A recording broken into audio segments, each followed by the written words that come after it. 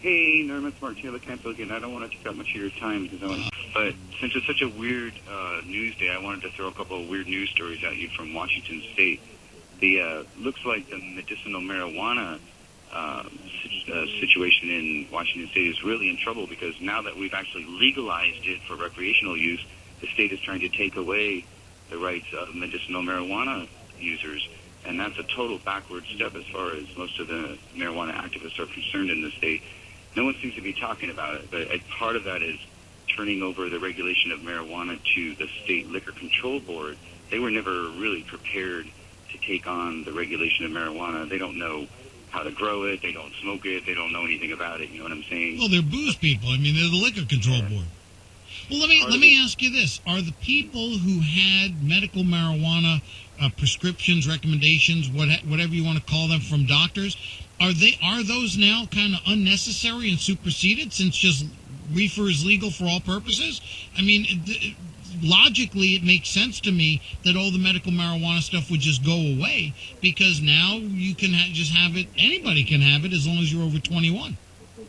Except for this fact, which is part of, there's two issues here, and I'm definitely not an expert in this, but the folks, there is a state senator actually who's stepping up to try to save the program. But what happens is number one, you have a DUI situation where anyone who smokes marijuana now can be pulled over by the police, have the THC level supposedly tested, and you could literally lose your license. So a lot of folks that are medicinal marijuana users feel that they can't drive now. Number two, there are derivatives from the marijuana plant, which are tinctures and oils, and people, let's just face it, Norm, a lot of people don't want to smoke marijuana, but the effects of it are very helpful from a health point of view. Sure, they have lollipops now, chocolate bars, all that stuff. Okay, according to the way that things are set up now, any derivative of the plant will be considered illegal. Part of that is federal pressure because they don't want to allow the legalization of hash oil or hashish or tinctures or anything that's a derivative. Unfortunately, a lot of medicinal marijuana patients use those kinds of preparations, and they find it works much better for them. And sometimes their doctors, recommend that because, who wants to breathe smoke if you can help it? Sure. So those are two issues that are really threatening the medicinal marijuana users in Washington State. So there are folks, a lot of really good activists that went to the state legislature and said, you can't dismantle this program just because it's been legalized. There's a lot of issues we have to deal with here. So, as I said, there is a state... Mark, you persuaded me. You got me. You persuaded me. I mean, I see the issues that you're talking about. And look, Washington State, has a majority of rational people.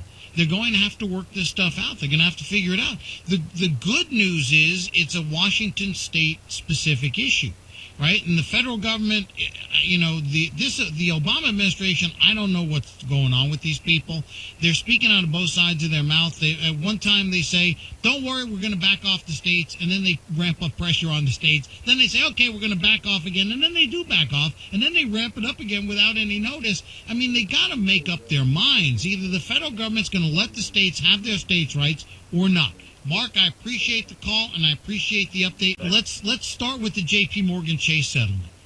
That money is it's $13 billion, all right?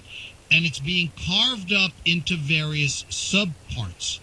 One part, by the reports I'm seeing, it's $4 billion, is going to be used for mortgage relief, right? People who have mortgages that they got through JPMorgan Chase, where they were like liar's loans or where there were all kinds of, sneaky things snuck into the loan papers, like, fees and escalations and stuff. $4 billion out of the $13 billion is going to be used to write down principal and to lower interest rates.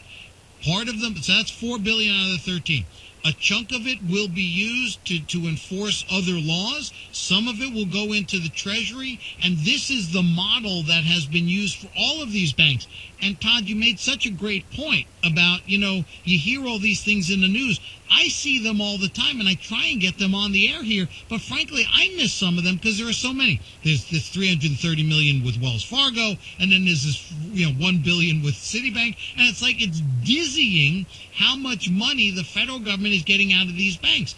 And pardon me for sounding cynical, Todd, but it seems to me that the banks are forking over all this dough because they don't want their CEOs in leg irons and handcuffs. They don't want the board of directors and the manager of the corporation to be going to prison. So they're just shoving lots and lots of money to the federal government, saying, here, just don't arrest anybody. And I got an email from a guy who said, Norm, I got busted for $10 worth of cocaine. And I now have a felony conviction on my record for $10 worth of cocaine, and yet these corporate banksters are getting away with murder a whole lot more than I ever did, and where's the justice there? I mean, how do I respond, Todd, to a guy like that who got caught with a small amount of cocaine, and he's got a criminal record? His life is ruined. I mean, everywhere he goes, he tries to apply for a job, shows up as a felony conviction, right? I mean, federal judges have even said this is insane. We got one guy caught on the street corner with one rock of crack cocaine, and he gets 10 years in federal prison. And we've got these banksters who destroyed the economy, got bailed out, and now they're shoving big piles of cash to the government.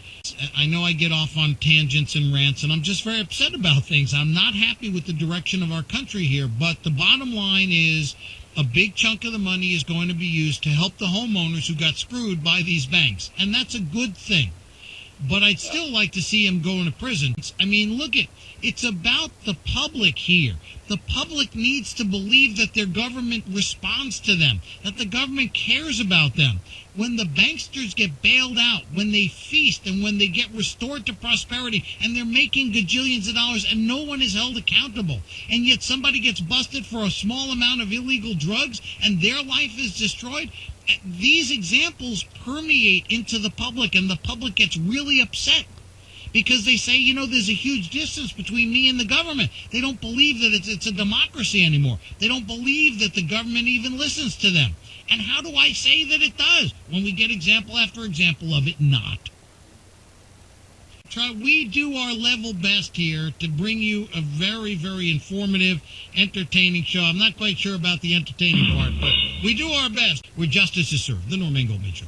Get Norm on your schedule 24/7 by signing up for Beyond the Norm at normandgoldman.com. This is the Norm and Goldman Show. Shame on us if we've forgotten. Absolutely. Forget about your dignity. Absolutely.